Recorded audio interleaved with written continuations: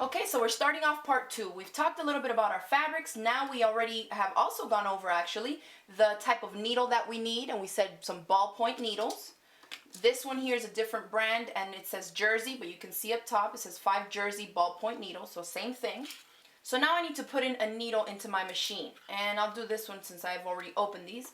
I said the size 1490 is for heavier weights, and the fabric I'm sewing with here, this is off of an old polo shirt, and this is a sleeve off of a t-shirt. So for these weights, I would go with light to medium weight. So I'm going to go with this 965 or 1175 size ballpoint needle.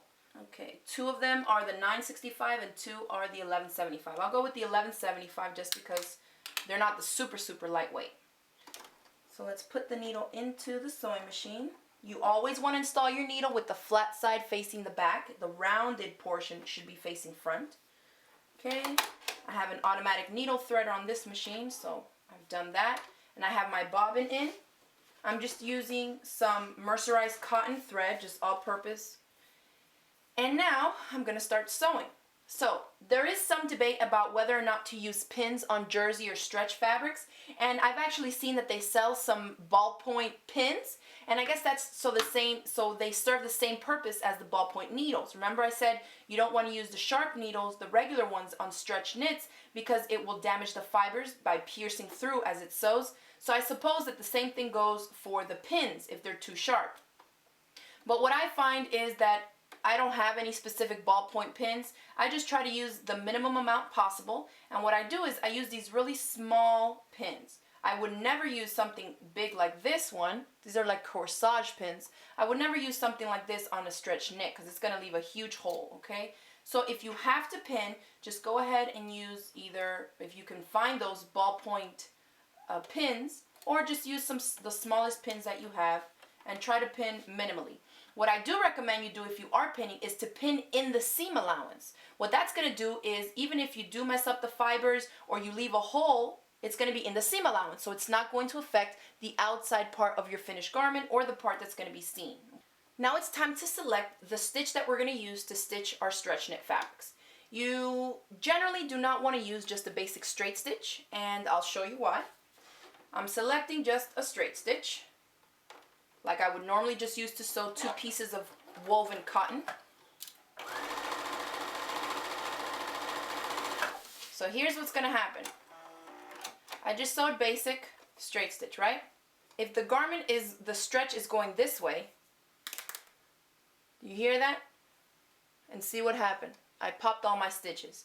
And obviously, it's not going to hold the seam together. Okay?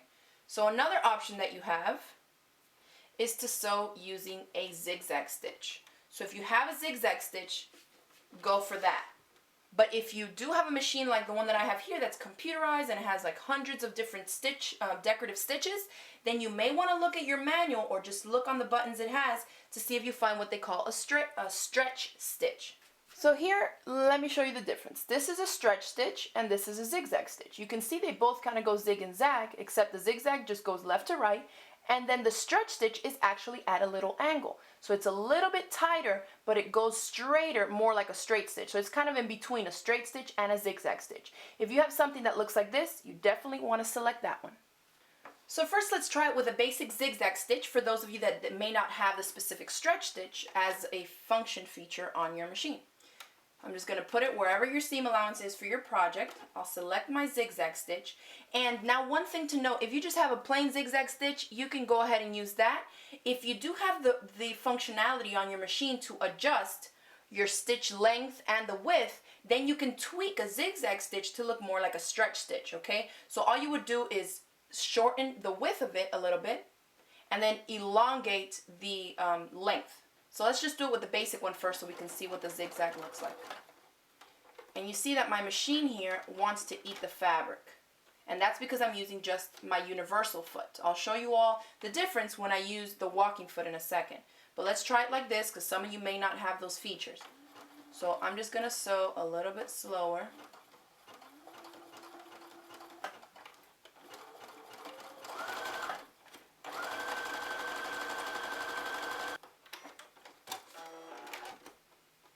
So here I have a zigzag stitch. And do you see what happens? it's a little bit wavy. So it has stretched out my fabric as it was stitching, okay? But when you're looking at the quality of the seam, it's nice and tight, and that's not going to come apart, okay? So if you just have a zigzag, choose the zigzag over the straight stitch, okay? Now let's try another one. All right, so stretch stitch selected here. And you can adjust it. On my machine, I can adjust it, the length or the width from this specific stitch, but I'm just going to leave it at the general size that it is, 1.0 in width and a 2.5 in length. And I'm trying to go slow so that my machine doesn't eat the fabric, because the stitches are so tight and so small that it tends to do that. So this is what I say, that's what I call eat the fabric. And if you've ever tried to sew knits before and it does that, I'm going to show you now the solution to that problem, okay? I don't want to deal with this right now, so I'm going to remove this foot and I'm going to put my walking foot on. So this is actually really simple to install. Take your little screwdriver.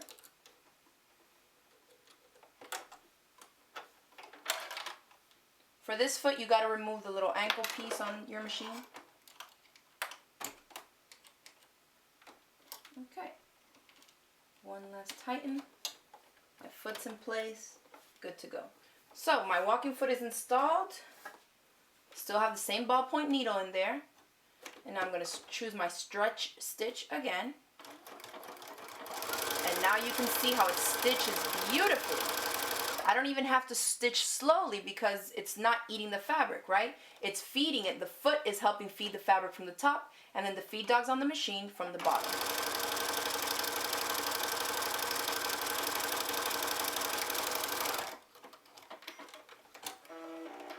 And just so you can see that, look at that. My fabric is nice and flat, it didn't buckle, and it didn't eat my fabric. So if you've ever had trouble sewing with your stretch knit fabrics, remember these tips. Make sure you have a ballpoint needle in the size to appropriately match the fabric you're using, and make sure you put on that walking foot. You can see the difference.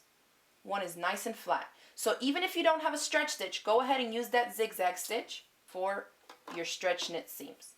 So now that you know the secrets on how to get a nice flat and perfectly stitched seam using stretch knit fabrics, you're ready to start on your first project.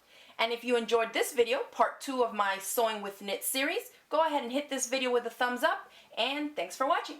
I'll see you next time.